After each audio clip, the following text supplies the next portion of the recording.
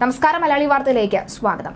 പാകിസ്ഥാനിലെ രണ്ടാമത്തെ വലിയ നാവികസേനാ താവളത്തിൽ തീവ്രവാദി ആക്രമണം കഴിഞ്ഞ ദിവസം നടന്നിരുന്നു. തിങ്കളാഴ്ച രാത്രി 10 മണിയോടെയാണ് സംഭവം നടന്നത്. ഓട്ടോമാറ്റിക് ആയുധങ്ങളും ഗ്രനേഡുകളും എത്തിയ ഭീകരർ ബലൂചിസ്ഥാനിലെ തുർബത്തിലെ PNS സിദ്ദിഖി നേവൽ ബേസാണ് ആക്രമിച്ചത്. 4 ഭീകരരെ വധിച്ചതായും പാക് സുരക്ഷാ സേന അവകാശപ്പെട്ടു. ഏറ്റുമുട്ടലിൽ പാക് സുരക്ഷാ സേനയ്ക്ക് ആളപായമൊന്നും ഉണ്ടായിട്ടില്ല എന്നാണ് റിപ്പോർട്ട്.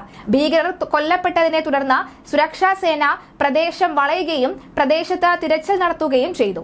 നാവിക താവളത്തിൽ ചൈനീസ് ഡ്രോണുകളും വിന്യസിച്ചിട്ടുണ്ട്.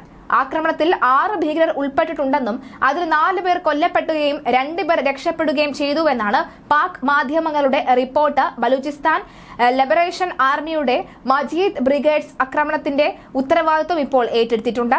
ചൈന പാക് സാമ്പത്തിക ഇടനാഴി പദ്ധതിക്ക് പ്രധാനമായ ഗ്വാദർ തുറമുഖത്താണ് സിദ്ദിഖി നാവിക വിമാനത്താവളം സ്ഥിതി ചെയ്യുന്നത്.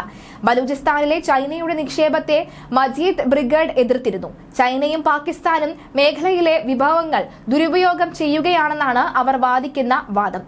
മജീദ് ബ്രിഗേഡ് ഈ ആഴ്ച നടത്തുന്ന 2ാമത്തെ ആക്രമണവും ഈ വർഷം നടത്തുന്ന 3ാമത്തെ ആക്രമണവുമാണ് ഇത്. എന്തായാലും നിലവിൽ ഇതിനെതിരെ വലിയ രീതിയിലുള്ള പ്രതിഷേധമുണ്ട്.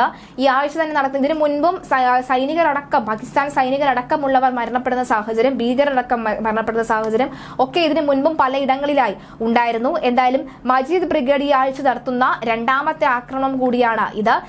ഈ വർഷത്തിൽ തന്നെ നടത്തുന്ന 3ാമത്തെ ആക്രമണമാണ് ഇത് നടക്കുന്നത്. എന്തായാലും വലിയ രീതിയിലുള്ള പ്രതിഷേധങ്ങൾ വ്യാപകമായി തന്നെ ഉള്ള ഒരു ചൈനയും പാകിസ്ഥാനും തമ്മിലുള്ള ബന്ധം അതിനെ പൂർണ്ണമായും തച്ചുടയ്ക്കുക, അത് മാത്രമാണ് ലക്ഷ്യമെന്നാണ് പ്രധാനമായും അവർ കരുതുന്നത്. എന്തായാലും അതിനെതിരെ ഏതെല്ലാം വഴി സ്വീകരിക്കാൻ കഴിയുമോ, ഏതെല്ലാം വഴിയിലൂടെ ആക്രമണം ഘടിപ്പിക്കാൻ കഴിയുമോ അതെല്ലാം ചെയ്യാൻ തയ്യാറാവുകയാണ് ഇവിടെ.